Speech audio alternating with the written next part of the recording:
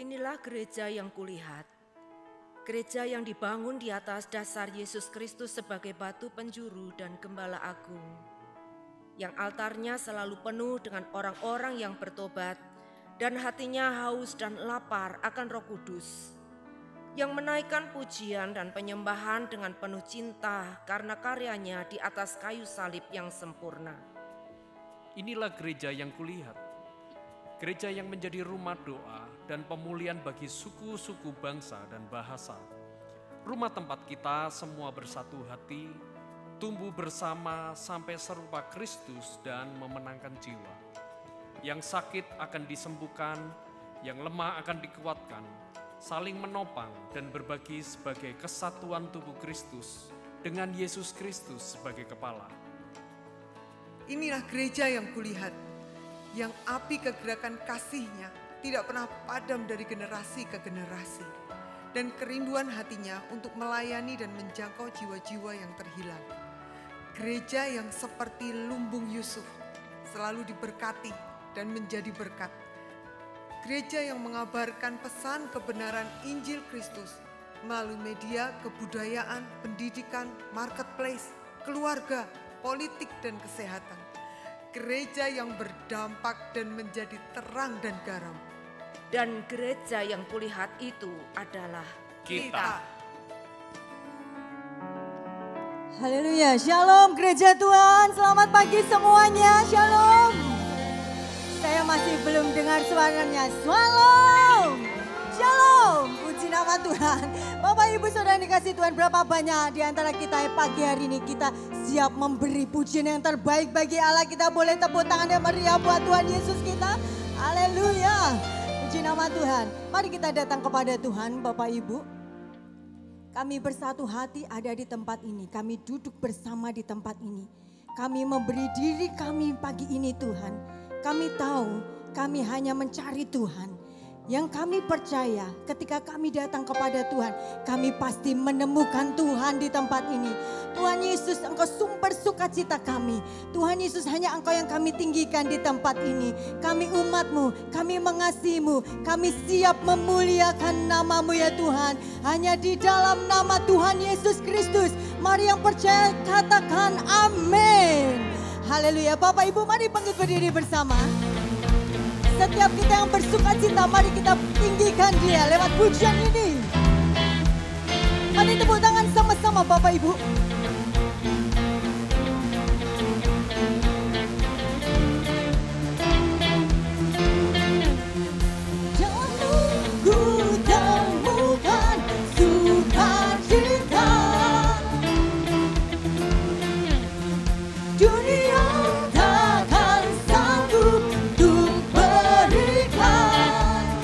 Bebanku pun digantikan, bebanku pun digantikan, selama ku ada di dalam-Mu. Kaulah sukacita, pengharapan dan kehidupan. Kau beri kekuatan, haleluya, bersukacita selamanya.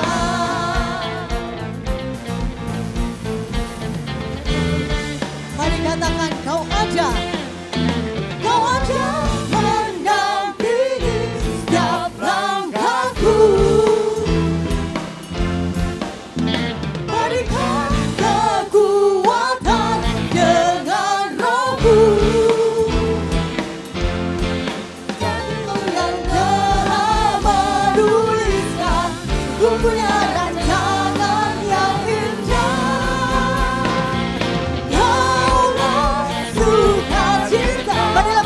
Kita Bapak Ibu Saudara dan amin. Kau beri kekuatan, haleluya, haleluya. Kaulah sukacita, pengharapan dan kehidupan. Kau beri kekuatan, haleluya, bersukacita selamanya. Tepuk tangan sama-sama yuk di atas kepala Bapak Ibu.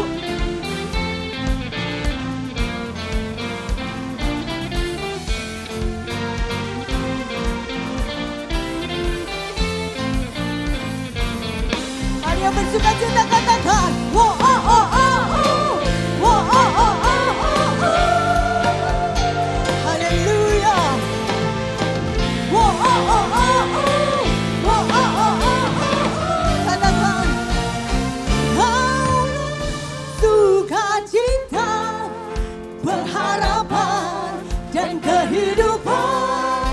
Kau beri kekuatan. Haleluya, haleluya. Kaulah sukacita, pengharapan dan kehidupan. Kau beri kekuatan. Sekali lagi mari katakan, haleluya. Kaulah sukacita, pengharapan dan kehidupan. Kau beri kekuatan. Haleluya, bersukacita. Haleluya, bersukacita selamanya.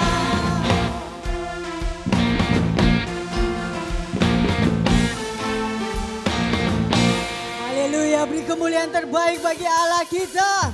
Yesus mulia, Dia layak ditinggikan bagi kita semua. Amin Bapak Ibu. Mari lebih lagi yuk, kita mau tinggikan Dia.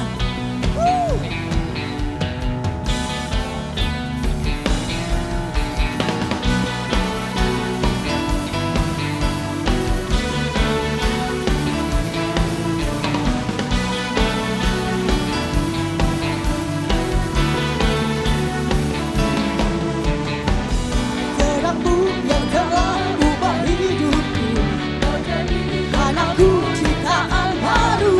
Ku angkat tanganku dan memujimu.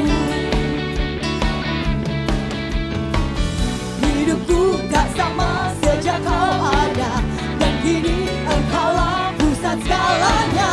Kasihmu kan selalu cukup bagiku. Keagunganmu, kedahsyatanmu terpancar dari indahnya dunia. Segala yang ada telah kau ciptakan, karyamu sungguh tiada tandanya.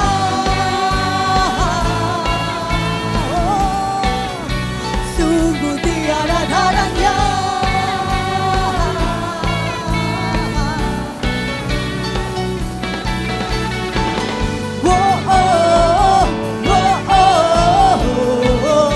Mulia namamu.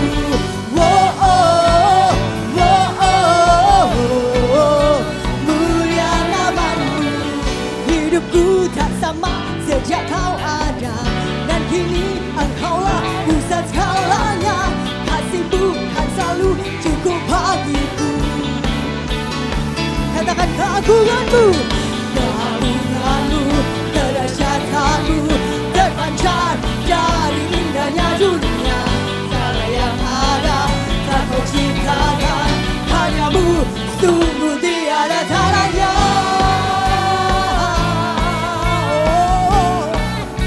Sungguh tiada tandanya. Katakan,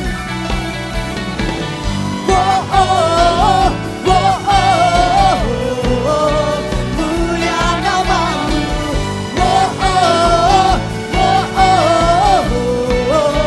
Mulia namamu. Segala pujian hanya bagi Tuhan saja. Haleluya.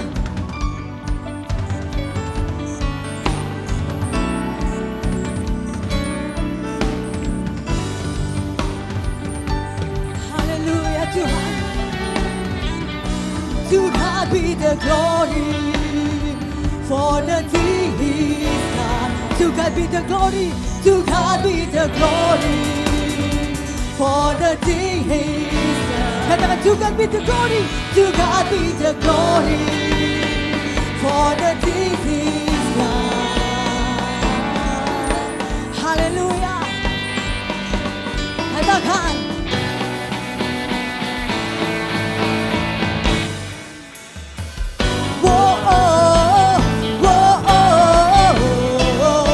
mulia namamu.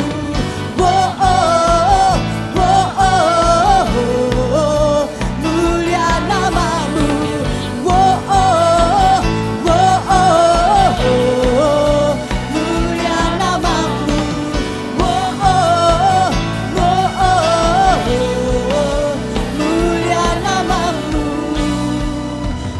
kemuliaan terbaik bagi Allah kita. Mulia namamu, yeah. Haleluya, haleluya. Bapak Ibu boleh duduk kembali. Di nama Tuhan, mari kita mau datang kepada Tuhan. Kita percaya Bapak Ibu, Dia Allah yang penuh dengan kemurahan. Dia Allah yang penuh dengan anugerah. Amin Bapak Ibu. Haleluya. Kau hiasi kehidupanku dengan kemurahan-Mu.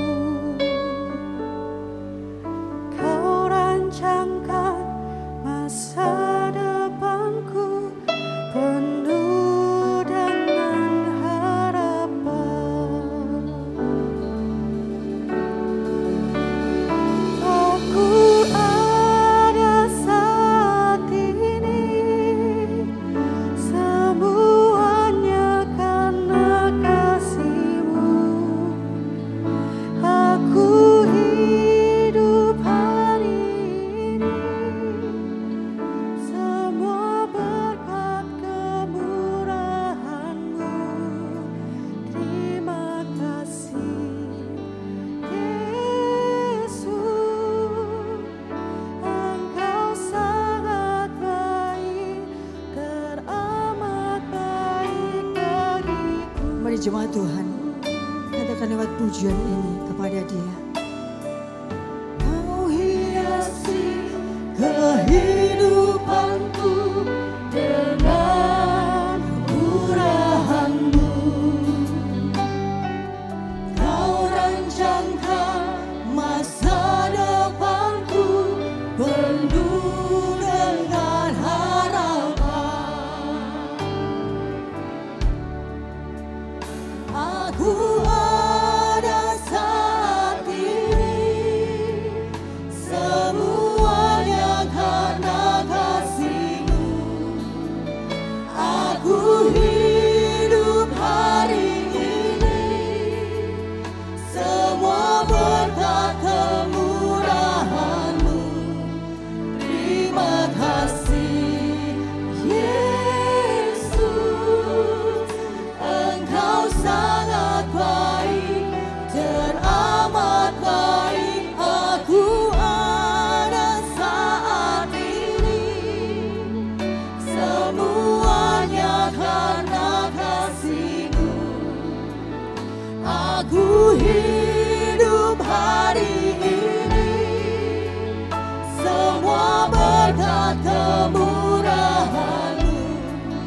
Terima kasih Yesus, Engkau sangat baik, teramat baik bagiku. Oh, terima kasih Tuhan buat berkat kemurahan yang Kau beri bagi kami. Terima kasih Tuhan, Kau segalanya buat kami. Haleluya.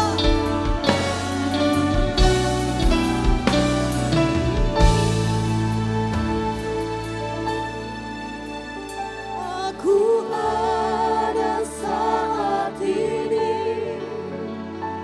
mari katakan sama-sama Bapak Ibu Saudara. Aku hidup hari ini, semua berkat kemurahan-Mu. Terima kasih Yesus, Engkau sangat baik. Sekali lagi mari Bapak Ibu Saudara katakan, aku ada saat ini, semuanya karena kasih. Lebih lagi mari katakan kepada Tuhan, aku hidup hari ini, semua berkat kemurahan-Mu.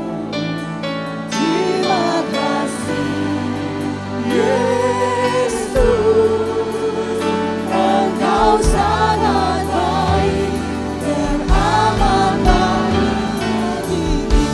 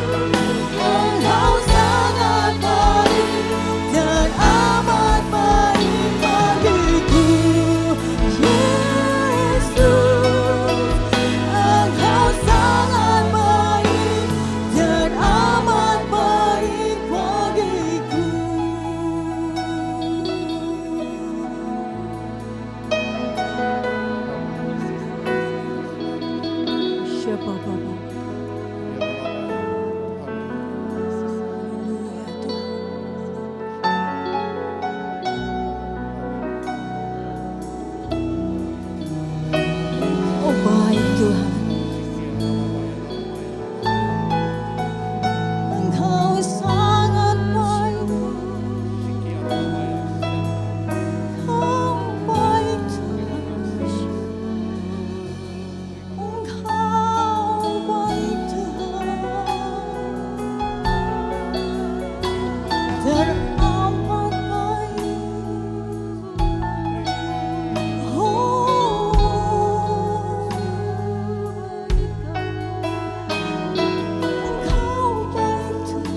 Engkau baik Tuhan, Engkau baik Tuhan. Haleluya, haleluya. Terima kasih, terima kasih Tuhan. Kami bersyukur, kami menyembahmu, kami tinggikan Tuhan. Haleluya.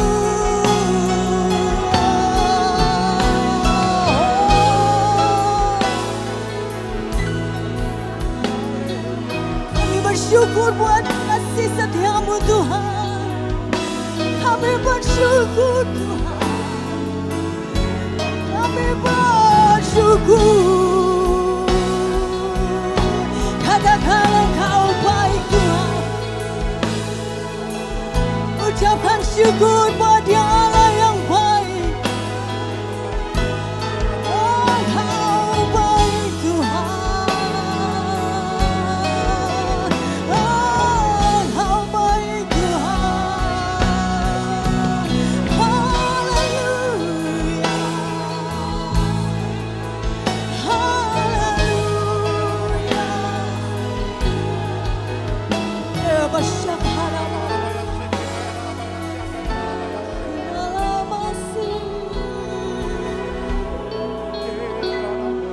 Tidak ada alasan buat kami untuk kami tidak berkata Engkau baik Tuhan.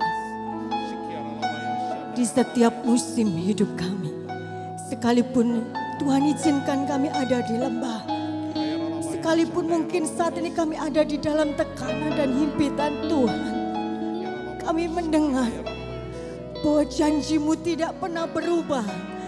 Dulu, sekarang, dan selamanya. Janji-Mu iya buat kami. Janji-Mu iya buat kami. Firman-Mu hidup buat kami. Tuhan, kami hanya percaya bahwa Tuhan selalu menyertai hidup kami. Terima kasih Tuhan. Terima kasih Tuhan. Terima kasih Tuhan. Syakara matakaya. Kirala batakaya rala syakara matakaya rala. Ramatakaya ramatakaya. Kau yang kami andalkan Tuhan. Yesus, hanya Kau yang ku andalkan. Melebihi siapapun juga. Mari jemaat Tuhan katakan. Yesus, hanya Kau yang ku Percaya di setiap waktu. Tiada lain yang ku andalkan selain Kau. Lebih lagi mari jemaat Tuhan katakan. Yesus, hanya Kau yang ku andalkan.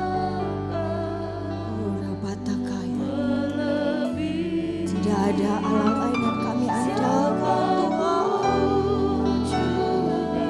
Hanya Tuhan Yesus. Yesus, hanya Kau yang ku percaya.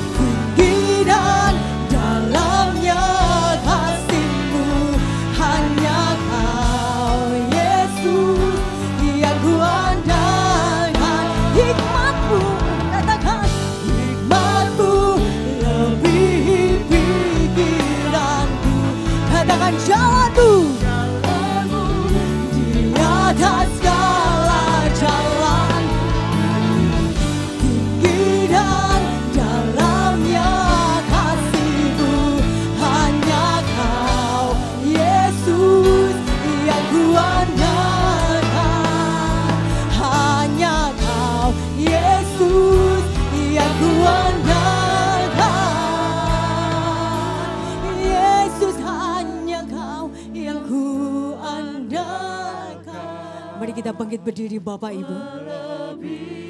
Sambil angkat tanganmu. Sambil arahkan hatimu hanya buat Tuhan saja. Yesus hanya Kau yang ku percaya.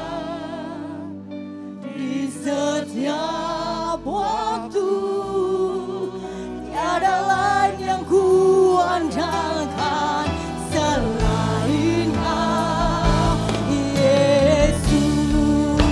Oh, haleluya, katakan Yesus hanya Kau yang ku andalkan. Saya undang hambanya. Siapapun juga, Yesus hanya Kau yang ku percaya. Di setiap waktu tiada lain yang ku andalkan selain Kau. Katakan tiada lain yang ku andalkan selain Kau. Katakan tiada lain yang ku andalkan selain Kau, Yesus.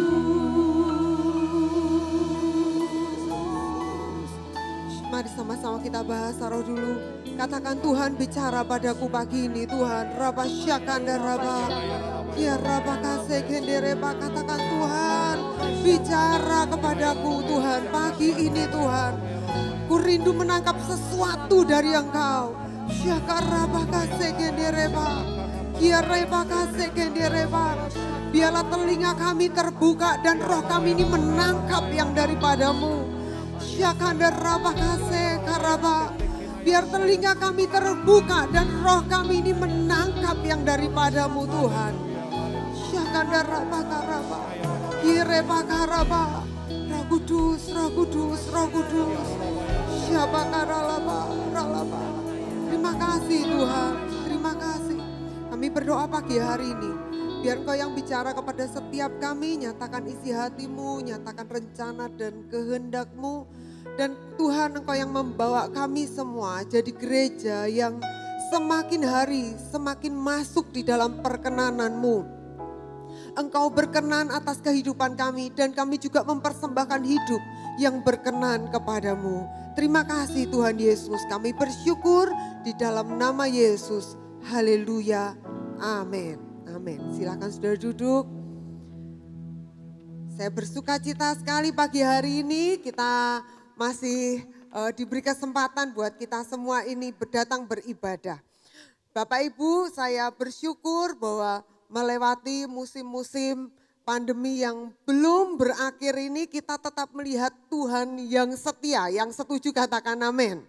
Tuhan kita setia, tidak pernah tinggalkan kita. Saya juga lihat wajah-wajah orang yang setia yang tetap datang hari-hari ini, luar biasa sekali. Saudara lihat dulu sebelah saudara, katakan berarti itu kamu itu gitu ya. Itu berarti kamu yang diomongin tuh loh, yang setia datang itu berarti kita ya. Baik Bapak Ibu, saya ingin membuka dengan sebuah pertanyaan. Yang pertama begini, apakah saudara pernah merasa terlupakan oleh Tuhan? Pernah enggak saudara?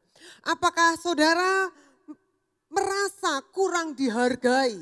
Baik itu oleh sekitar saudara, baik itu oleh atasan saudara, baik itu oleh rekan saudara, oleh keluarga saudara. Apakah saudara ini masuk di dalam masa menanti tapi keadaannya tetap sama saja? Nah kalau ini menjadi pertanyaan-pertanyaan kita, hari ini saya rindu membagikan biar ini menjadi pesan Tuhan buat setiap kita yang akan memberikan jawaban buat kita. Mari kita akan buka di dalam Kejadian 30. Kejadian 30 ayat yang ke-25 kita akan mulai baca. Nanti terus sampai ayat yang ke-36.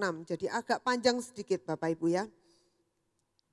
Di situ perikopnya mengenai Yakub memperoleh ternak. Setelah Rahel melahirkan Yusuf, berkatalah Yakub kepada Laban, izinkanlah aku pergi supaya aku pulang ke tempat kelahiranku dan ke negeriku.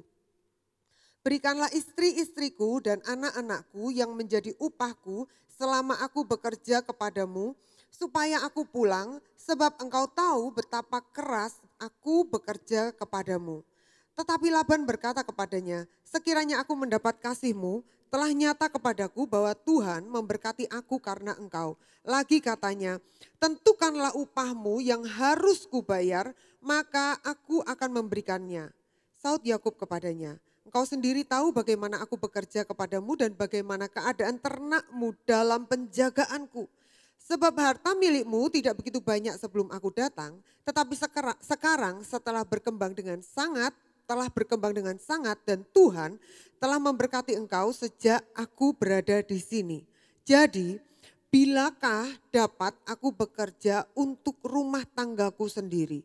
Kata Laban, apa yang harus kuberikan kepadamu? Jawab Yakub, tidak usah kau berikan apa-apa kepadaku, aku mau lagi menggembalakan kambing dombamu dan menjaganya, asal engkau mengizinkan hal ini kepadaku. Hari ini aku akan lewat di tengah-tengah segala kambing dombamu dan mengasingkan dari situ setiap binatang yang berbintik-bintik dan berbelang-belang, segala domba yang hitam dan segala kambing yang berbelang-belang dan berbintik-bintik, itulah upahku. Dan kejujuranku akan terbukti di kemudian hari apabila engkau datang memeriksa upahku, segala yang tidak berbintik-bintik atau berbelang-belang di antara kambing-kambing dan tidak hitam di antara domba-domba, anggaplah itu tercuri olehku. Kemudian kata Laban, baik, jadilah seperti perkataanmu itu, lalu diasingkannyalah pada hari itu kambing-kambing jantan yang bercoreng-coreng dan berbelang-belang, dan segala kambing yang berbintik-bintik dan berbelang-belang, segala yang ada warna putih pada badannya, serta segala yang hitam di antara domba-domba, diserahkannyalah semuanya itu kepada anak-anaknya untuk dijaga. 36. Kemudian Laban menentukan jarak 3 hari perjalanan jauhnya antara dia dan Yakub, maka tetaplah Yakub menggembalakan kambing domba yang tinggal itu. Amin. Saudara, di dalam perikop ini adalah cerita yang kita baca mengenai Yakub yang bekerja kepada Laban. Siapa Laban? Laban adalah mertuanya sendiri. Nah, buat saudara yang mungkin belum terlalu tahu ceritanya, jadi Yakub ini ketika dia datang kepada Laban, dia jatuh cinta kepada anaknya Laban yang nomor 2 namanya Rahel. Anak perempuan yang nomor 2 maksud saya. Nah, anak perempuan yang nomor 2 ini ditanyain, kalau aku mau anak perempuanmu, aku bayarnya pakai apa? Dia berkata 7 tahun kerja. Setelah itu Yakub setuju untuk 7 tahun kerja. Tapi ketika masa dia menikah, dia dinikahkan oleh anaknya yang lebih tua. Firman Tuhan bilang matanya enggak sebersinar Rahel. Maksudnya enggak secantik Rahel yang nomor 2 itu. Sehingga ketika dia dinikahkan dan dia kaget, loh ini kan bukan yang aku mau. Laban bilang, kalau kamu mau yang nomor 2 tambah lagi 7 tahun. Nah, kenapa untuk kita sekedar tahu adat dari orang Yahudi, 7 tahun itu tidak dibayar di depan. 7 tahun itu dibayar di belakang. Maksudnya gini, nikah dulu 7 tahun gratisan. Gitu maksudnya. Nikah dulu hari ini 7 tahun kerja gratisan. Gitu saudara. Nah, karena Yakub sangat cinta kepada Rahel, firman Tuhan bilang dia setuju membayar 7 tahun yang kedua untuk Rahel. Saudara, sehingga dia menikah dengan Lea, dia menikah dengan Rahel, dan dia kerja 14 tahun gratisan dengan asumsi dia dibayar di depan, yaitu dapat 2 istri. Nah 14 tahun ini Yakub gak terima apa-apa. Laban juga merasa gak utang apapun sama Yakub. Karena Laban merasa bahwa gajimu sudah kamu ambil di depan. Yaitu 2 anak perempuanku. Nah pertanyaan saya gini saudara. Kalau saudara punya anak, kira-kira boleh gak saudara kalau anak saudara itu disuruh kerja sama mertuanya gratisan hanya untuk menikahi? Saudara bisa bayangkan maksud saya, 14 tahun loh. Kalau hari itu Yakub menikah usia 25 tahun, kayak suami saya menikahi saya tuh 25 tahun. Berarti dia kerja sama Laban itu sampai usia berapa? 39. 39 cuma badi cah wedok loro loh, saudara. Cuma badi bojo tok, saudara. Siapa orang yang boleh? Tapi di situ kita lihat Yakub berkata, aku setuju. Aku setuju. Dan ketika dia menikahi Lea, dia menikahi Rahel, Yakub tidak sekalipun berbuat curang. Dia tidak memakai 14 tahunnya itu dengan serampangan. Enggak terus gini, aku sudah dapat di depan. Kan ya sudah toh, wong sudah dinikahkan sama anak perempuannya. Dia enggak berkata begini, aku sebenarnya enggak mau Lea kok. Aku sebenarnya maunya Rahel kok. Kan berarti 7 tahun aja, enggak perlu sampai 14 tahun aku kerja gratisan. Tapi Yakub enggak begitu. Yakub mengerjakan dengan setia. Dia tetap dengan setia kerja dan firman Tuhan berkata, Laban jadi kaya karena Yakub. Laban jadi punya harta bukan karena Laban kaya.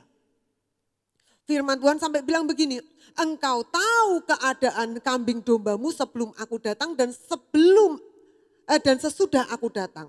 Bahkan Laban sendiri berkata begini, aku tahu aku ini jadi punya banyak karena engkau yang diberkati sama Tuhan.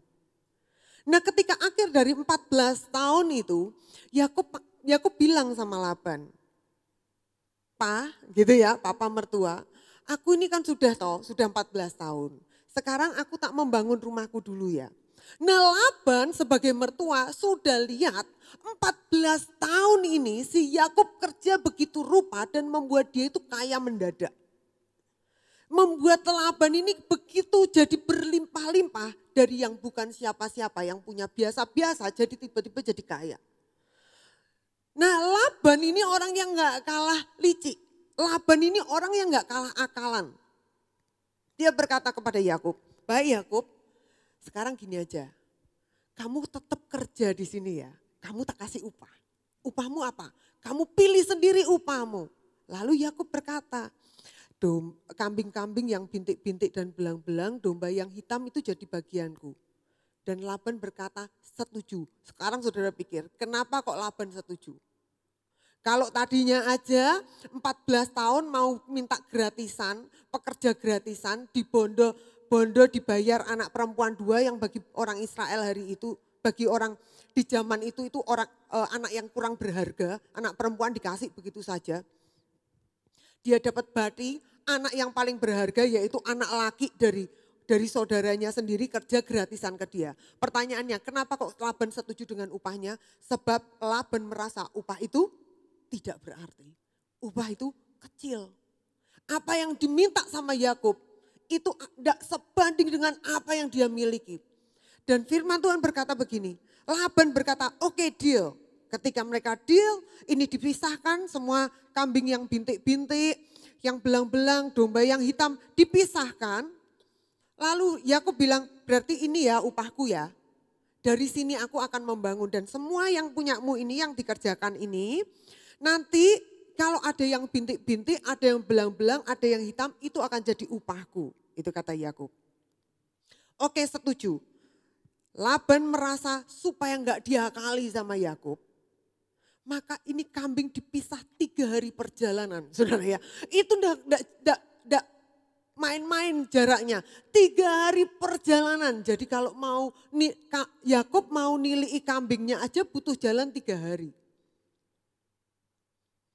Di tempatnya Yakub kerja, Yakub tidak kerja pada miliknya sendiri. Dia tetap kerja pada mertuanya.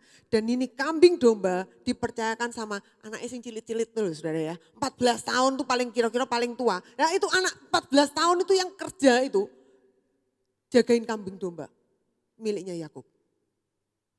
Yakub mengerjakan sendiri? Enggak. Dia dikerjakan orang lain. Siapa? Anak-anaknya sendiri. Apakah hari itu Yakub punya budak-budak, Yakub punya hamba? Enggak punya saudara. Kan 14 tahun gratisan. Itu harta pertama yang dia punya, yaitu kambing belang-belang dan coreng-coreng itu saudara. Yang dipisahkan sejauh-jauhnya. Dan setiap kali dia mengerjakan di sini, firman Tuhan berkata, dia tetap kerja keras di tempat Laban. Setiap harta yang dimiliki, setiap harta milik mertuanya yang dia harus kerjakan, dia kerjakan dengan yang terbaik. Dia nggak berkata begini, walah opo, ngono tok ae kok. Dia nggak bilang gitu, tapi dia tetap melakukan dengan yang terbaik. Saudara, hari itu kalau saudara lihat, kalau di flashback balik, hari itu Esau yang adalah saudaranya Yakub sudah jadi tuan tanah. Saudara bayangin, Yakub hari itu belum apa-apa. Yakub cuman mengerjakan yang sama tiap hari. Dia tidak menaklukkan tanah orang lain. Dia tidak beli tanah orang lain. Dia tidak punya hamba-hamba banyak. Dia tidak punya harta banyak. Dia tidak punya apa-apa. Jawabannya apa? Cilit-cilit mbak wong wedok-wedok itu loh saudara ya. Saya bayangkan saudara kalau jadi Yakub ini cuma punya anak kecil-kecil yang perlu dikasih makan. Dan perempuan-perempuan yang perlu dibelanjani setiap hari. Sementara Esau hari itu, Esau sudah jadi tuan tanah. Esau itu sudah jadi penakluk. Dia bukan cuma punya hamba-hamba. Firman Tuhan bilang dia punya pasukan saudara. Dia punya banyak dan dia punya pasukan. Dan Yakub masih belum apa-apa. Tapi Yakub mengerjakan selalu dengan setia, bahkan yang bukan hartanya sendiri. Hari ini apakah saudara masih mengerjakan sesuatu yang saudara pikir bahwa itu hal yang sama, dan bahkan seolah-olah itu tidak dipercayakan kepada saudara, bahkan seolah-olah itu kayak jagain hartanya orang gitu. Mungkin saudara hari ini masih bekerja pada orang lain. Mungkin saudara hari ini masih bekerja dan pekerjaan saudara itu masih sama. Mungkin saudara hari ini aku cuma ibu rumah tangga yang kerjaanku ya sama itu lagi. Besok belanja, masak, ngopeni cukumban, ngopeni korah-korah sampai sak kesele tidur besok ulang lagi gitu lagi. Dan tidak seolah-olah tidak mendapat apa-apa. Sampai kapan aku hidup kayak gini? Tapi firman Tuhan berkata, Yakub melakukan dengan setia.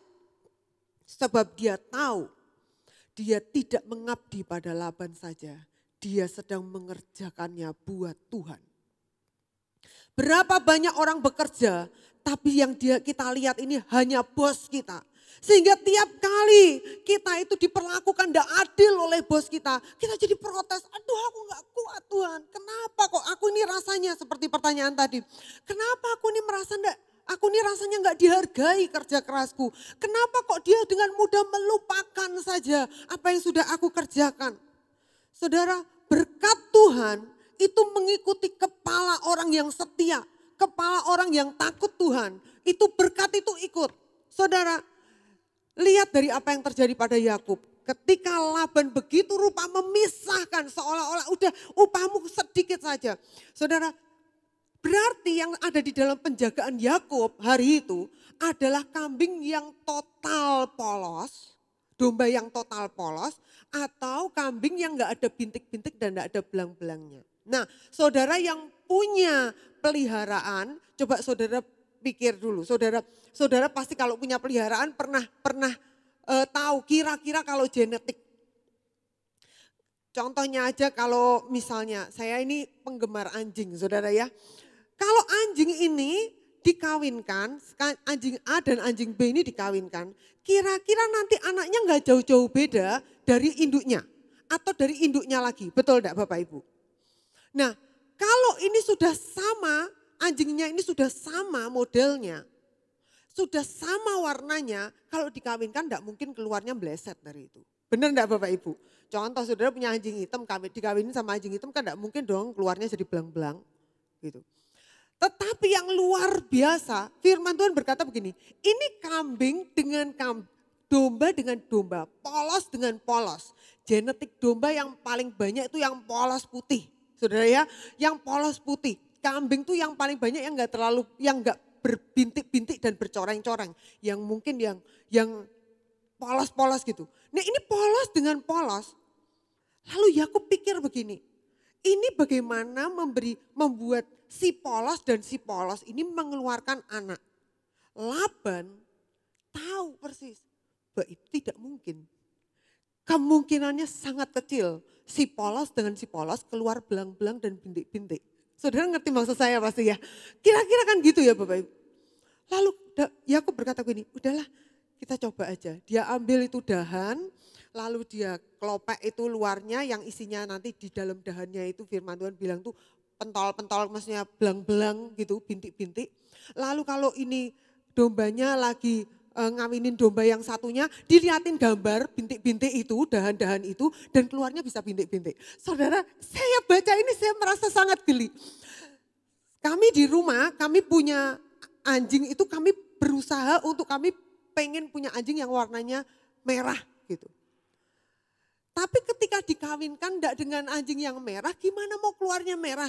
Apa bisa itu kalau misalnya kita mengawinkan hewan, hanya cuma dikasih gambar, saudara ya. Dikasih gambar, merah ya, nanti beranaknya merah. Enggak peduli apapun itu, hitam sama hitam keluarnya merah, putih sama putih keluarnya merah, karena dikasih gambar merah. Bisakah saudara? Enggak bisa saudara. Tapi yang aneh firman Tuhan berkata gini, surga mendukung. Surga mendukung. Ide yang menurut manusia itu sangat bodoh. Menurut Laban, lu ngapain Yakub? Kamu kayak orang gak pernah tahu aja cara beranak hewan. Sudahlah, upahmu itu sudah berhenti di situ, udah di belang-belang sana. Sudah kamu ambil, dia anggap Laban, upahnya Yakub itu tepat seperti anak-anak perempuannya itu loh. Sudah diambil berhenti. Tapi surga gak pernah lupa. Surga tidak pernah lupa, bos saudara bisa lupa, teman saudara bisa lupa, orang tua saudara bisa lupa, siapapun di sekitar saudara bisa lupa. Tapi Tuhan tidak pernah lupa loh saudara. Firman Tuhan berkata begini, surga mendukung. Oke, sepakat Yakub. Setiap kali Yakub kasih lihat, anaknya ikut bintik-bintik. Setiap kali Yakub kasih lihat, anaknya jadi belang-belang. Bintik-bintik punya aku lagi. Ini upah nih. Belang-belang, punya aku lagi. Firman Tuhan berkata begini, di dalam masa 6 tahun itu tiba-tiba Yakub menjadi sangat kaya. Dia punya banyak ternak, dia punya unta, dia punya keledai, bukan cuma bintik-bintik dan belang-belang. Unta keledai itu bicara soal transportasi mahal. Kira-kira dia punya mobil gitu ya, dia punya truk gitu. Dia punya hamba-hamba laki-laki dan perempuan, dia punya budak-budak. Dan dia membangun tiba-tiba itu kaya mendadak dalam 6 tahun. Setelah 14 tahun kosong, tiap hari hanya jaga milik orang dengan setia. Firman Tuhan berkata bahwa Yakub sampai Laban dan anak-anaknya ini gak percaya bahwa Yakub itu memang itu berkat Tuhan. Zaman dulu kan gak ada semir ya saudara ya, kayak zaman sekarang ya. Dan gimana tuh caranya mau nyemir hewan gitu. Kan dia susah banget apalagi di zaman-zaman itu saudara. Jadi itu gak bisa di ini. Sampai anak-anaknya Laban tuh jadi iri sama Yakub karena Yakub dianggap kaya mendadak dari harta ayahnya. Yang sebenarnya kalau dipikir dengan benar, kalau tidak surga sepakat dengan idenya Yakub yang sebenarnya nggak masuk akal itu, tidak akan ada yang bisa menolong Yakub. Hari ini mungkin apa yang ada pada kita itu tidak akan bisa ditolong dengan ide manapun kecuali surga mendukung ide saudara. Tapi gimana caranya supaya surga mendukung ide saudara? Firman Tuhan berkata, setia. Banyak orang kerja, aku gak cocok sama bosnya, pindah. Aduh gampang cari kerja zaman ini, atik ngene kok modelnya kok sajake koyo piye-piye, pindah kerja. Pindah. Baru mengerjakan sedikit, enggak tahan. Baru berjuang sitik, aduh kayak ini bukan bidangku, pindah lagi, ganti lagi. Saudara ganti bisnis itu biasa saudara. Yang enggak biasa adalah Yang nggak pernah ada di dalam dunia ini adalah orang yang sukses tapi tidak tekun. Itu nggak ada. Semua orang sukses itu selalu punya ketekunan, selalu punya kesetiaan terhadap apa yang dia kerjakan. Tuhan ingin memberkati gerejanya hari ini. Tuhan ingin memberkati saudara hari ini. Sangat ingin, surga sangat ingin mendukung hidup saudara. Surga sangat ingin mendukung ide-ide saudara. Tapi perlu landasan yang cukup kuat seperti yang dimiliki Yakub, yaitu kesetiaan. Tanpa kesetiaan, ide kita hanya akan terbuang sia-sia. Tanpa kesetiaan, apa yang ada pada kita sebetulnya itu tidak berarti apa-apa. Berkat kita tidak ditentukan dari kondisi kita. Dari kisah Yakub kita belajar bahwa berkat kita tidak ditentukan dari akal atau pintarnya kita. Berkat kita tidak ditentukan dari bos yang baik bahkan. Berkat kita tidak ditentukan dari ini. Saudara-saudara yang membantu memodali. Membantu menolong. Teman-teman yang ikutan beli. Bahkan berkat kita nggak ditentukan dari itu. Berkat kita ditentukan dari surga yang mendukung. Segampang itu. Saya tahu kata-kata ini itu kayaknya susah banget ya. Kayaknya surga mendukung tuh piye toh gitu. Saya bisa bayangkan kalau kita masih ada di masa di mana setiap hari hanya ketemu embek yang adalah milik orang dan mengerjakannya dan seolah-olah kita ini cuman bati makan dari situ. Seolah-olah kita ini tidak bisa membangun apa-apa dari situ. Saya bisa tahu betapa kita masih ada di masa penantian itu. Masih ada di masa yang melakukan hal yang sama, Kalau saudara ingat, seorang yang namanya Daud. Ketika itu Daud dipanggil dari padang. Sini Daud kecil. Ada itu loh, om-om nyari kamu. Katanya enggak akan makan kalau kamu enggak datang. Cepetan Ot, iku ome, kita semua udah lapar tapi ome ngeyel. Kurang lebih gitu kan ya. Datang si Daud. Sini Daud. Omnya sama membawa tabung gitu kan. Bawa botol gitu, tabung gede gitu. Aku mengurapi kamu menjadi raja, Om Samuel. Maksudnya saya Nabi Samuel gitu.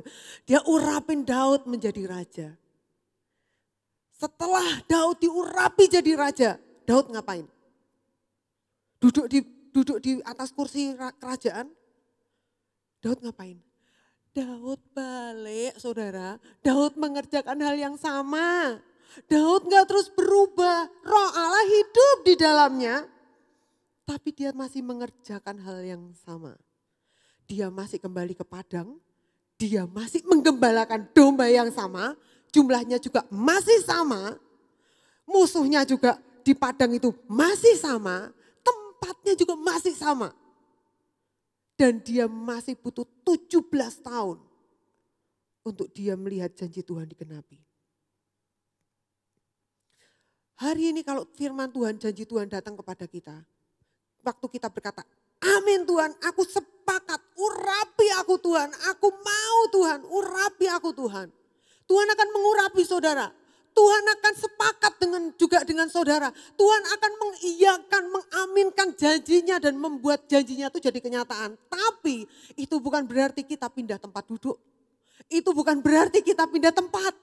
Itu bukan berarti tiba-tiba kita langsung jadi wah gitu ya saudara. Saya bayangkan kalau maunya kita kan gitu. Langsung jalan tuh udah langsung kayak ada tenaga dalam gitu. Kayak ada tenaga yang gede gitu. Wah gitu jalan langsung berubah gitu.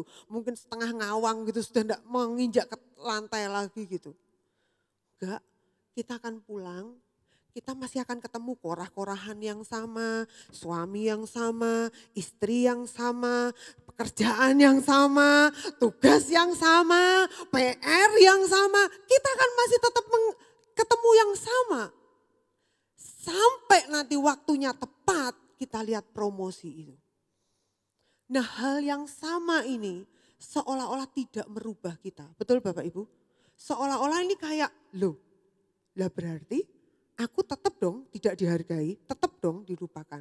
Lihat saudara, hal yang sama yang dilihat Daud setiap hari, itulah yang menjadi fondasi untuk suatu hari janji Tuhan digenapi.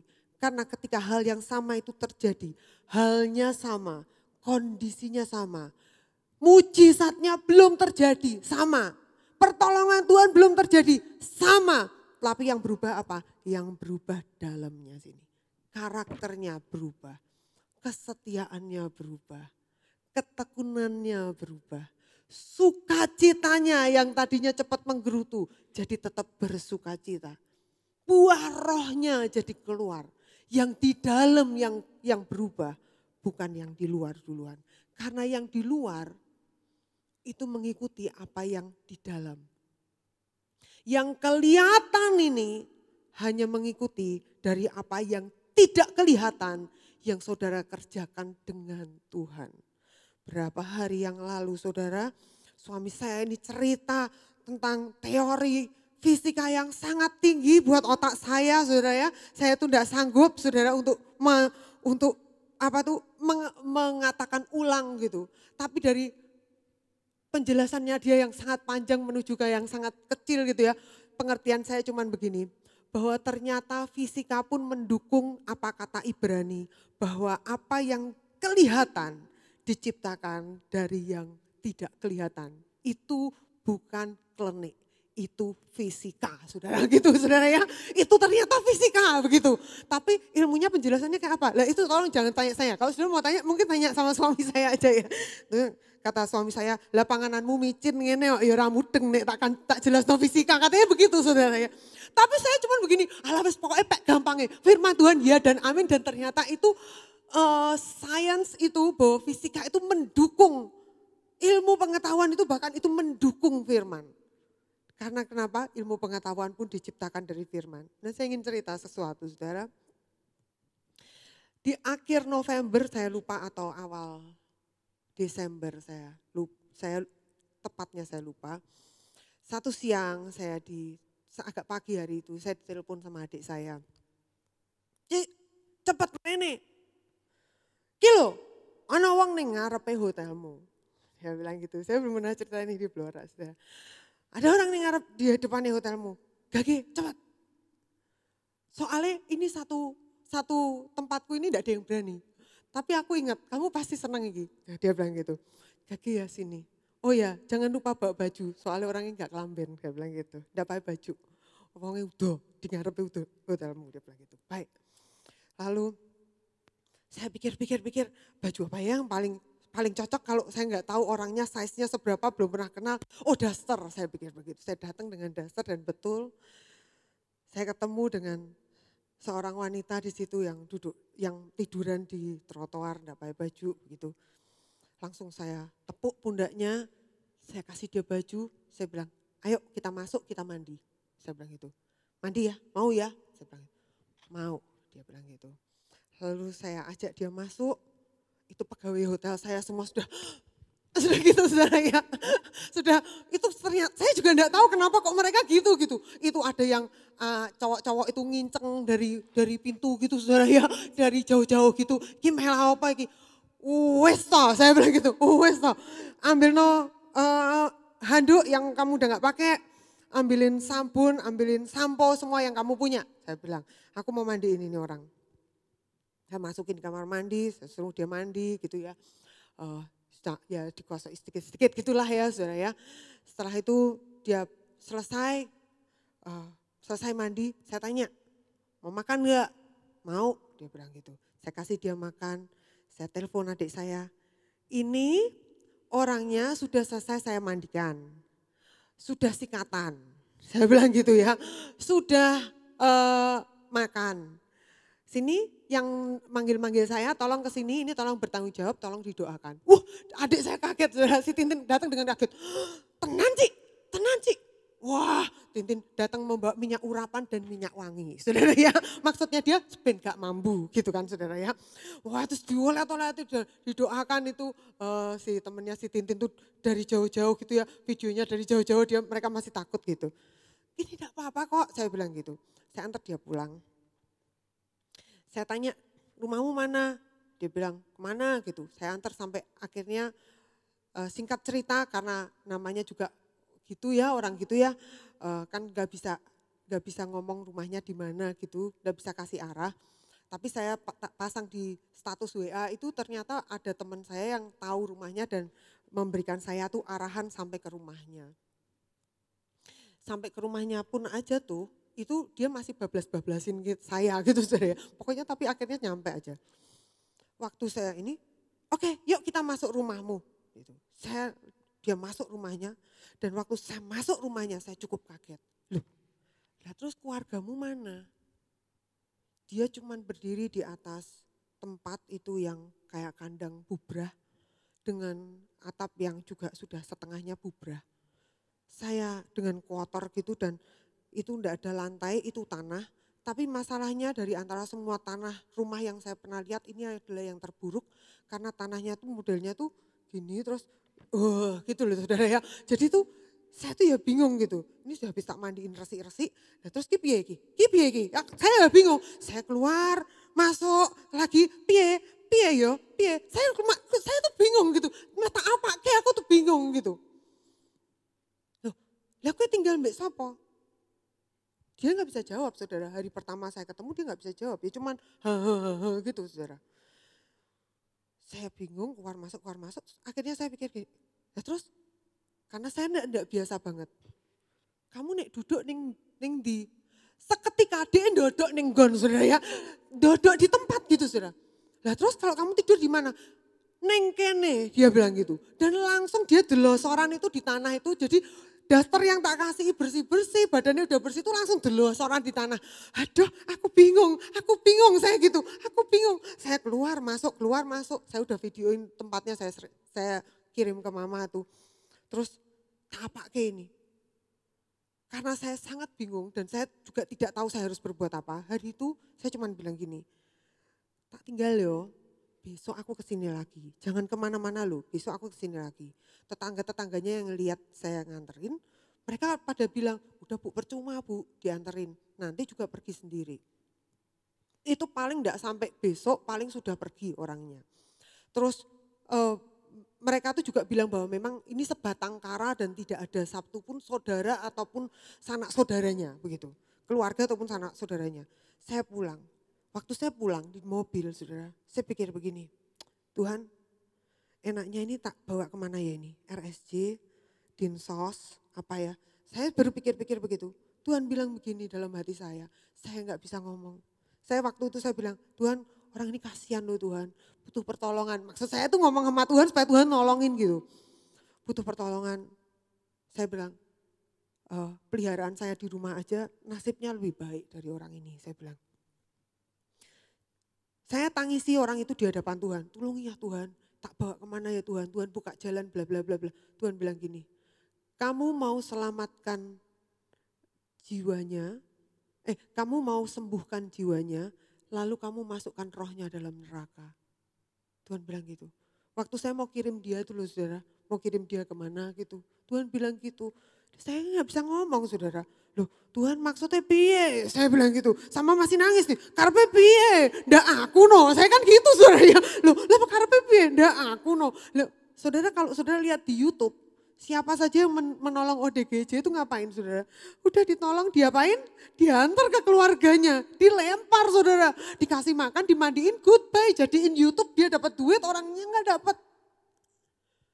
Dan Tuhan, masa gue sih, masa aku? Terus mbok kongon apa ini aku? Mari kita coba, saya pikir begitu. Saya berdoa sama Tuhan, kalau Tuhan izinkan, besok orang itu enggak pergi kemana-mana. Betul saudara. Besoknya saya datang, saya tuh loh enggak biasa ngopeni saudara. Besoknya saya datang enggak bawa apa-apa, saya cuma ingat karena dia enggak punya tempat tidur, saya bawain tempat tidur gitu. Saya bawain kardus karena saya sudah bayang kayak iki piye gitu kira-kira enggak bisa yang terlalu aneh-aneh gitu. Saya datang ke situ, waktu saya datang dia tunggu saya di dalam gubuknya. Itu dia tunggu saya. Itu semua orang sekampung yang tetangga-tetangganya berkata, kok iso ya bu? Dia bilang gitu, kok iso ya ngenteni jenengan? Soalnya dari tadi dia pergi, dia datang terus jenengan datang. Pas dia bilang itu. Itu berlaku tuh saudara sekitar kalau nggak salah 1 bulan. 1 bulan itu saudara, tiap sore saya datang, saya ajak dia mandi, saya ajak dia saya kasih dia makan. Saya kasih tahu dia, siapa yang kirim Bu Tanti ke sini, yang kirim Bu Tanti ke sini Tuhan Yesus ya. Bu, saya ngomong gitu. Kalau setiap kali saya ngomong gitu saya dijawab, mbah sapa iku ora kenal. Saya ngomongin gitu saudara. Tiap kali saya tak injili tuh ngomongnya gitu. Sampai rasanya tuh sudah berapa hari. Pokoknya kalau disuruh ngomong apa yang ada Tuhan Yesusnya tuh enggak mau. Enggak mau. Saudara, saya kasih tahu ya. Kalau saudara bisa percaya Tuhan Yesus, itu anugerah. Itu anugerah. Kalau saudara bisa memanggil dia sebagai Tuhan, dia Bapak, itu anugerah. Saya lihat sendiri. Lalu saya bilang, ayo sekarang didoano ya sama Bu Tanti ya. Bilang gitu. Kalau tiap kali didoano itu ya gitu saudara, sing dan lewo gini, sing dan lewo gitu. Padahal tadinya ya enggak gitu. Lalu satu kali saya juga mengalami masa-masa di mana itu kan tiap sore saudara ya, tiap sore. Jadi saya kalau mau kebaktian sore itu saudara, saya jam 2 terus saya udah pergi ke rumahnya sana gitu. Setiap kali ke sana kira-kira 2 jam. Ini perjalanannya, ini itu ngopeni bla bla bla sampai kembali lagi ke rumah kira-kira 2 jam. Tiap sore saya ke sana, apa-apa ngapa-ngapain, coba cepat pergi ke gereja, siap-siap pergi ke gereja gitu. Suami saya bilang, kowe iki lah apa gitu. Saya tuh ya bilang sama Tuhan, janjane aku iki lah apa leh Tuhan. Janjane iki lah apa. Satu sore saya ingat, dia marah-marah dan dia maki-maki saya saudara. Saya ya nangis-nangis, ya gregetan soalnya saya gitu ya. Yuk Tuhan, saya tuh bilang gini, saya tuh datang, saya bilang sama Tuhan, Tuhan orang lain tuh ya Tuhan ya pergi ke bangsa-bangsa Tuhan. Saya Tuhan ke sini, dia lihat saya lihat dia iki sapa, tak kongkon manggil jeneng kuwae, ora iso. Saya tuh gitu saudara ya. Jenenge sapa iku sing ngedusi kowe? Oh iku Bu Sri Tanti. Saudara, saya punya nama baru jadi mama saya kalau panggil Sri Tanti. Kalau panggil saya gitu tuh loh saudara sekarang. Terus Tuhan, saya tuh ya mau loh ke bangsa-bangsa. Tapi kok saya berakhir di sini? Saya bilang gitu. Saya mari itu mengalami, pernah ada di masa di mana saya betul-betul menangis. Lalu saya nyanyi nyembah Tuhan di rumah. Tuhan berkata begini, kapan pertama kali kamu dapat dia? Waktu kamu berdoa toh. Sekarang kalau kamu cuma ngopeni dia pakai kekuatanmu, kamu enggak bisa. Kamu harus berdoa. Saudara, saya doakan nih orang ini nangis-nangis sama Tuhan. Tuhan jamah Tuhan, bla bla bla bla gitu. Tahu-tahu nih orang mau diajak pergi ke gereja. Terus didoain sama Bu Esther, mau terima Tuhan Yesus. Sekarang saya tanya, siapa yang anaknya Tuhan Yesus? Angkat tangan. Saya. Kalau berdoa, Tuhan Yesus. Dulu kalau baca Alkitab saudara, pada saat itu pergi ke Yudea, pada saat itu Yesus pergi ke Yudea. Tiap kali ada kata Yesus itu skip, hilang saudara. Pada saat itu pergi ke tanah gitu, ke tanah Yudea. Pada saat itu pergi ke tanah, ini loh dibaca, dibuat saudara gitu saudara. Jueng kalau saudara ya, ini karepe piye, iki dikeimangan diopeni bendino gitu. Tapi Tuhan bilang setia aja. Mama saya cerita, waktu mama saya dulu ngopeni. Ada orang yang di pasar yang nyawati orang-orang itu. Mama saya waktu cerita, habis saya doakan langsung orang itu kayak terbuka. Terus langsung aku dipeluk. Bar itu orang itu rajin, bar itu orang itu nganu. Lah kok ini sudah berapa bulan? Wis berbulan-bulan. Wes iso apa? Ya ora iso apa-apa. Tuhan cuma bilang sama saya gini, setia. Tuh saudara, waktu saya ngomong sama saudara, kalau Yakub setia hari itu dia tahu dia akan jadi kaya, enggak perlu ditulis di firman Tuhan. Kita semua juga bisa saudara kalau kita taunya terakhirnya udah kaya aja. Tapi waktu tiap hari ini loh saudara, deloki domba, mambune domba, ngopenine domba, sing dilihat sama dan tidak menghasilkan apa-apa. Bisakah kita tetap setia? Bisa enggak kita tetap setia? Sambil berkata, Tuhan, aku melakukannya buat Tuhan. Yang diopeni suaminya sama, ngamukane podo. Buak-buake podo. Yang diopeni istrinya sama, cerewetnya enggak berkurang. Angele gak berkurang kakune. Kalau bahasanya mama saya, kukuai ini enggak berkurang. Itu kukuai itu apa sih? Saya enggak tahu bahasa penjelasannya bahasa Indonesia saya enggak tahu loh saya. Kukuai. Kukuai itu mungkin bahasa terbaiknya adalah antik gitu. Antiknya tidak berkurang. Tapi tetap setia mengerjakannya. Setia mengerjakannya. Suatu hari nanti ketika surga itu turun. Sepakat dengan ide saudara. Saudara akan lihat berkat saudara tidak ada yang bisa nyetop. Laban bisa berpikir begitu rupa untuk menyetop Yakub, tapi tidak ada yang bisa menyetop. Sebab Yakub dibackingi oleh surga sendiri. Saudara mau Tuhan Yesus sendiri yang jadi backing saudara, surga sendiri yang jadi backing saudara. Setia saja kerjakan, meskipun kita enggak lihat, meskipun kita belum lihat. Meskipun perubahan belum ada di tangan. Meskipun saudara masih merasa kurang dihargai dan terus sama di tempat yang sama. Meskipun saudara merasa dilupakan dan terus merasa dan masih ada di tempat yang sama. Firman Tuhan datang berkata, setia kerjakan.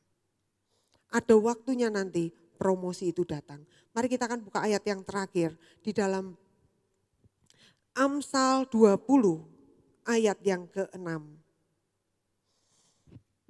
Saya undang para pemain musik, Amsal 20 ayat yang ke-6. Firman Tuhan berkata begini, banyak orang menyebut diri baik hati, tetapi orang yang setia, siapakah yang menemukannya? Yang berharga bukan cuma waktu kita baik hati, tapi orang yang paling berharga itu adalah orang yang setia. Amsal menulis karena ini adalah standar dari surga. Surga tidak penting saudara hanya menjadi baik. Saudara hanya berbuat baik. Nek berbuat baiknya cuma deknyeng, nek mood, nek seneng. Tidak penting banget.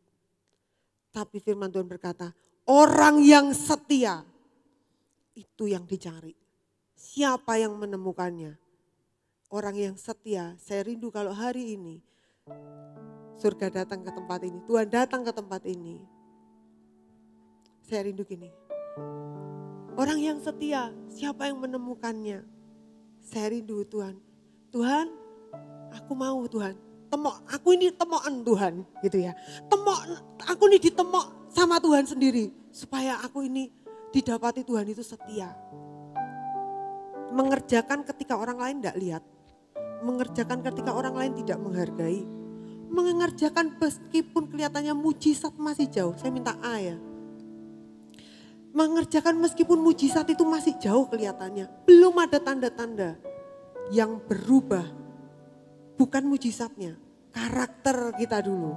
Supaya ketika surga mendukung, kita siap. Saya ingin menutup dengan sebuah cerita yang namanya Ahitofel. Ahitofel itu adalah seorang yang sangat luar biasa, yaitu orang yang sangat berhikmat.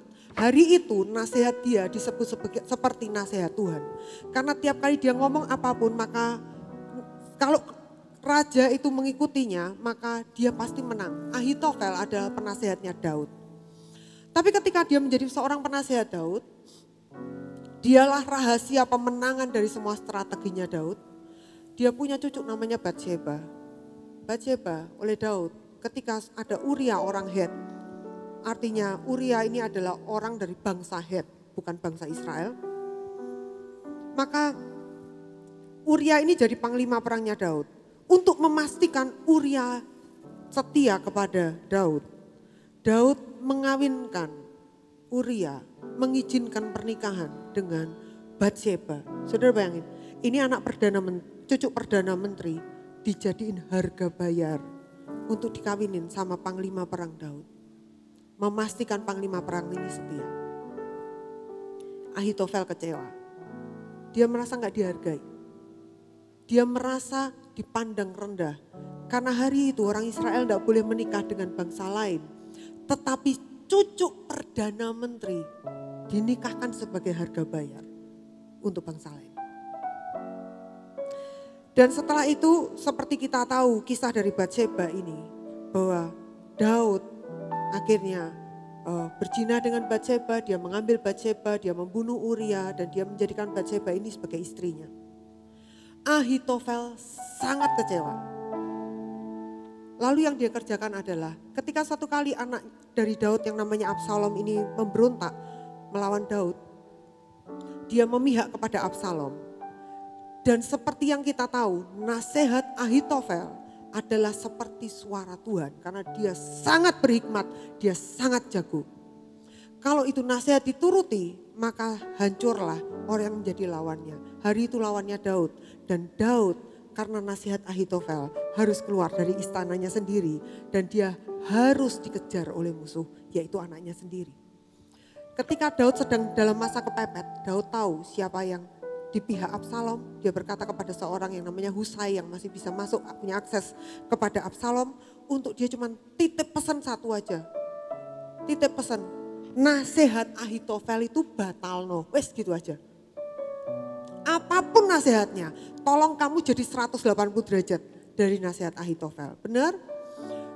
Ahitofel memberikan nasihat kepada Absalom yang jika malam itu dikerjakan, maka habislah riwayat Daud dan seluruh legenda, seluruh sejarahnya itu udah habis hari itu. Tapi Husai masuk dan dia membatalkan nasihat dari Ahitofel ini. Dia berkata, intinya cuman jangan, kayaknya itu kurang baik. Dan raja itu karena atas perkenanan surga, maka raja itu memihak kepada nasihat Husai yang sebetulnya memang kurang baik untuk membatalkan, memusnahkan Daud. Ahitofel tadinya kecewa karena cucunya jadikan harga bayar. Kecewa karena ada aib dalam keluarga, dikarenakan orang yang sama, Daud.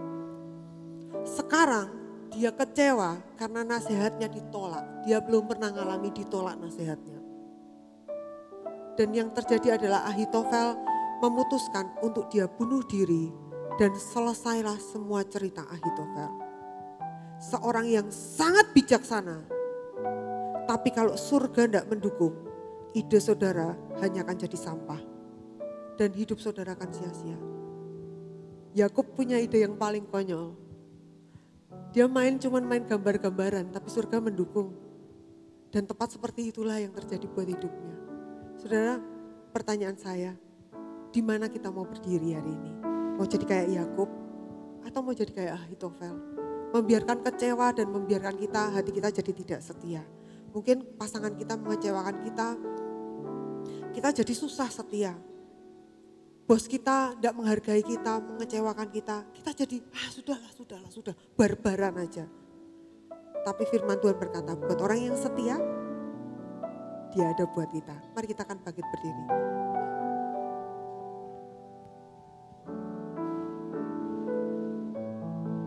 Sekarang ku memuji-Mu, Allah yang setia, yang tak pernah meninggalkan perbuatan tangan-Mu.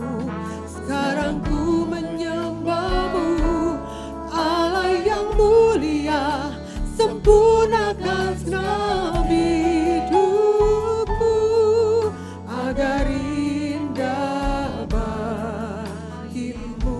Katakan, sekarang ku memuji-Mu, sekarang ku memuji-Mu, Allah yang setia, yang tak pernah meninggalkan perbuatan tangan-Mu. Sekarang ku menyembah-Mu, Allah yang mulia, sempurnakan senam hidupku agar indah bagimu. Tuhan Yesus, kami tahu dimanapun kami berada, di pekerjaan kami, di keluarga kami, di FA kami, di gereja ini bahkan Tuhan. Itu Tuhan yang menempatkan, itu Tuhan yang taruh, itu Tuhan yang memulai pekerjaan baik di dalam kami. Kami berdoa, berikan kepada kami Tuhan. Kami akan setia sampai akhir. Berikan kepada kami setia sampai akhir. Sekalipun mungkin hari ini pertolongan yang kami harapkan itu tidak ada di depan mata. Belum ada di depan mata. Mujizat yang kami doakan mungkin belum nyampe pada kami. Tapi kami berdoa sungguh-sungguh. Karuniakan kepada kami hati yang setia sampai akhir. Setia pada pasangan kami. Setia beribadah, setia mengerjakan yang terbaik, setia pada pekerjaan kami, setia kepada apa yang Tuhan percayakan, setia untuk terus melakukan meskipun kami gak dihargai ataupun meskipun kami gak dipandang. Ajari kami untuk setia, sebab apa yang orang lain gak lihat, Tuhan lihat. Sebab meskipun orang menolak untuk melihat, tapi Tuhan itu selalu melihat. Dan Tuhan tidak pernah terlambat. Ajari kami Tuhan, jalan dengan setia. Jalan dengan setia. Yang jadi tujuan bukan menjadi hebat. Tapi adalah ketika Tuhan datang lagi.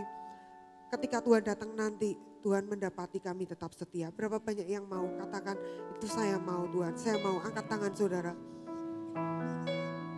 Tuhan, lihat tangan yang terangkat Tuhan. Kami mau setia sampai akhir. Kami mau setia sampai akhir. Kami mau setia sampai akhir. Katakan Tuhan, karuniakan aku hati yang setia sampai akhir Tuhan. Karuniakan kepadaku hati yang setia sampai akhir Tuhan. Rabba syakanda rabba. Ayo sama-sama bahasa roh dulu. Rabba kasyakanda rabba. Tuhan, karuniakan hati yang setia sampai akhir Tuhan. Oh, karuniakan Tuhan, karuniakan Tuhan. Sebab Engkau berkenan kepada orang yang setia sampai akhir.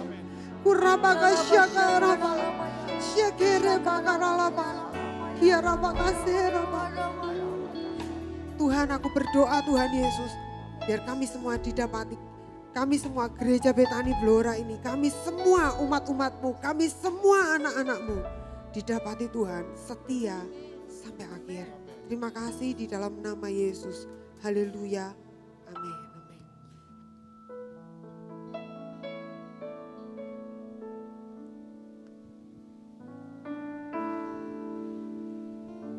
Haleluya. Berapa banyak saudara diberkati Tuhan pagi hari ini? Saudara dapat tangkap sesuatu? Amin. Ya, saudara, hari ini kita belajar tentang sebuah pola, yaitu pola kesetiaan. Kenapa saya sebut sebuah pola? Sebab kesetiaan gak bisa dilakukan sekali dua kali. Tapi harus itu ada dan menjadi sebuah pola kehidupan dalam setiap kehidupan kita, saudara ya. Mungkin bagi manusia yang namanya kesetiaan itu gak berguna. Tadi kita lihat banyak hal sepertinya gak berguna kesetiaan. Tapi di mata Tuhan, kesetiaan itu mahal harganya, saudara. Amin. Kesetiaan itu berharga dan sangat mahal harganya. Ya. Bagaimana seorang yang namanya Yusuf, dia diangkat Tuhan menjadi Perdana Menteri. Dari seorang yang bukan siapa-siapa, tahanan, tapi dalam sekejap, dalam semalam Tuhan angkat begitu tingginya menjadi seorang Perdana Menteri. Dan itu dimulai dari kesetiaan Daud, Yusuf kepada Tuhan. Dalam penjara, difitnah, ya, mau dibunuh, dibuang, jadi budak, dilupakan, dikhianati, Yusuf tetap setia dan itu mahal harganya. Ya, Sadrak, Mesak dan Abednego, Daniel dipakai Tuhan. Hari itu gara-gara 3 orang ini saudara ya, seluruh bangsa Babel heboh. Mereka melihat siapa Tuhan yang mereka sembah. Seluruh orang tahu bahwa Tuhan yang mereka sembah adalah Tuhan yang hidup. Dari mana? Dimulai dari kesetiaan. Sekalipun mereka diancam, dibakar hidup-hidup, disaksikan menjadi sebuah korban bakaran bagi bangsa itu. Tapi mereka tetap memilih setia. Saya percaya bahwa semua saudara yang mendengar kebenaran firman hari ini, saudara akan menjadi orang-orang yang sangat diangkat Tuhan tinggi. Amin. Saudara akan mengalami terobosan-terobosan. Kita akan mengalami hal-hal yang ilahi, yang supranatural. Karena Tuhan dapati anak-anaknya, gerejanya, orang-orang yang setia mengasihi Tuhan. Yang setuju katakan amin, saudara. Ya, kita akan persiapkan persembahan kita pagi hari ini dan kita akan melihat pengumuman dari multimedia. Cara cepat tanggap corona, ikut vaksin bersama-sama. Mari lindungi diri Anda dan juga keluarga. Hilangkanlah keresahan. Kami Tuhan hari ini bersama-sama akan mengikuti yaitu program untuk vaksinasi yang ketiga pada hari ini ya Tuhan. Kami mohon Tuhan memberkati semua yaitu yang bertugas melaksanakan vaksin ini dan kami semua yang akan mengikuti supaya semua berjalan dengan lancar dan baik ya Tuhan. Ayo, ayo, ayo kita vaksin, pulihkan Indonesia. Ayo, ayo, ayo kita vaksin, cegah dan hindari COVID-19. Ayo, ayo, ayo kita vaksin, agar Indonesia pulih kembali. Demi keluarga dan sekitar, juga untuk Indonesia yang lebih sehat. Ayo, ayo, ayo kita vaksin, cegah dan hindari COVID-19. Ayo, ayo, ayo kita vaksin, pulihkan Indonesia. Ayo, ayo, ayo kita vaksin, cegah dan hindari COVID-19. Ayo, ayo, ayo kita vaksin. Dukung program desa Kakak. Pulih kembali.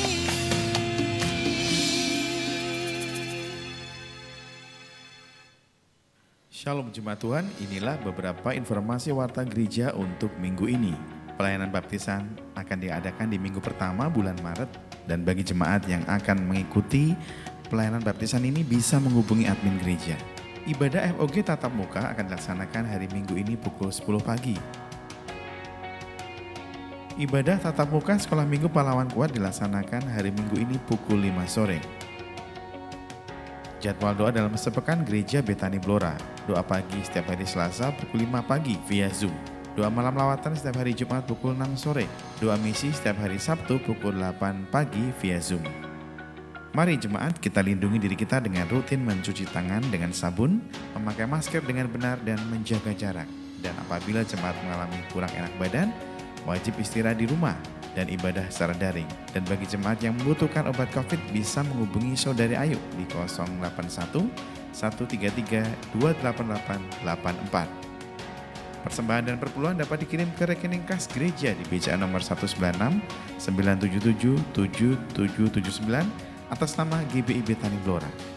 Bagi jemaat yang diberkati dengan program yang ada di channel YouTube Gereja Betani Blora, jangan lupa like, share, dan subscribe. Demikian warta Gereja Betani dalam sepekan. Tuhan Yesus memberkati. Halo, telah dibuka pendaftaran murid baru. 1-3 Kids, Preschool, and Kindergarten tahun ajaran baru 2022-2023. Pendaftaran bisa menghubungi Miss Evi di nomor 0852 9397 5054. SD Kristen Pelita Persada juga menerima pendaftaran murid baru tahun ajaran 2022-2023. Fasilitas yang diberikan ada ruang kelas ber-AC, Wi-Fi area, lapangan luas, metode pembelajaran yang menyenangkan, dan tenaga pendidik unggulan. Daftarkan segera putra-putri Anda melalui Miss Ratna di nomor 0852 9971 1112. Sampai jumpa di sekolah.